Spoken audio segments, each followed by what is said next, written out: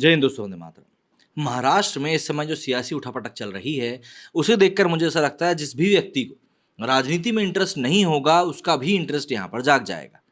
महाराष्ट्र में इस समय समझ में ही नहीं आ रहा है कि भाजपा के अलावा कौन सी ऐसी पार्टी है जो पूर्ण रूप से अपने आप को समेटे हुए है।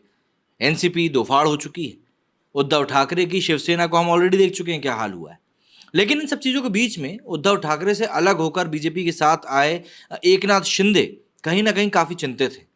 एकनाथ शिंदे जो कि इस समय महाराष्ट्र के सीएम भी हैं, उनकी और उनकी पार्टी के विधायकों की जो चिंता है वो खासी बढ़ती जा रही है।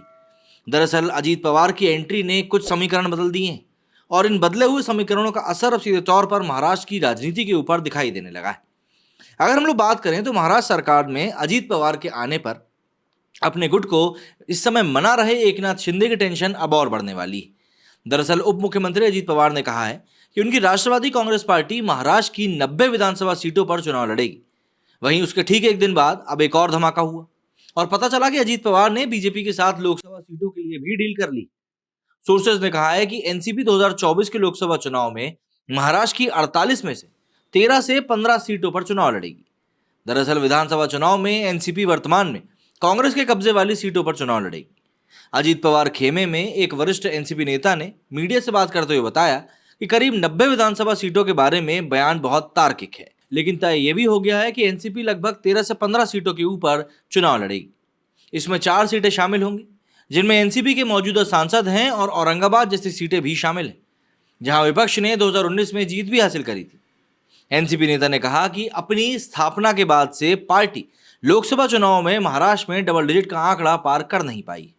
ऐसे में इस बार यह तय किया जाएगा कि हम इस बार डबल डिजिट का आंकड़ा पार करें। शिंदे गुट के पास 13 सांसद हैं। वे तय करेंगे कि कितने लोग लोकसभा चुनाव लड़ेंगे, लेकिन हमने साफ कर दिया है कि हम 13 से 15 सीटों के ऊपर चुनाव लड़ेंगे। दरअसल एनसीपी ने रायगढ़, बारामती, शिरूर और सतारा लोकसभा सीटें जीती थी। एआईएमआईएम ने औरंगाबाद में जीत हासिल करी थी। इसके अलावा कांग्रेस एनसीपी ने नवनीत राणा का समर्थन किया, जो कि अमरावती से जीती थी, लेकिन बाद में उन्होंने बीजेपी से हाथ मिलाना चुना था।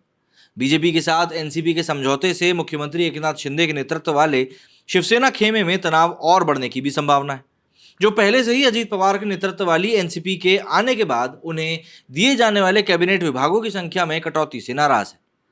90 सीटों के पीछे का तर्क समझाते हुए नेता ने कहा कि एनसीपी के पास फिलहाल 53 विधायक हैं। उन्होंने कहा कि इसमें 2 निर्दलीय विधायक यानी कि देवेंद्र भोयार और संजय शिंदे को जोड़ा जाएगा। इससे उनकी संख्या 55 हो जाएगी। नेता ने कहा कि कांग्रेस ने महाराष्ट्र में 45 विधानसभा सीटें जीती हैं और ये सिर्फ कांग्रेस के वोट नहीं है, बल्कि एनसीपी ने भी उन्हें जीत दिलाने में मदद करी। एनसीपी नेता ने कहा कि स्वाभाविक रूप से अगर हम उनके खिलाफ चुनाव लड़ते हैं तो हमारे पास उन सीटों को जीतने का बेहतर मौका है। एनसीपी की अगर हम गणित की बात करें तो उनके अनुसार इस समय कुल 90 विधानसभा सीटें जीतने की उनके पास एक बेहतर संभावना है, क्योंकि ये बीजेपी और एनसीपी वोटों का जीतने वाला गठजोड़ है। एकनाथ शिंदे देवेंद्र फडणवीस सरकार में अजीत पवार के आने से महाराष्ट्र में जो राजनीतिक सरगर्मी है वो वैसे भी काफी तेज हो चुकी है।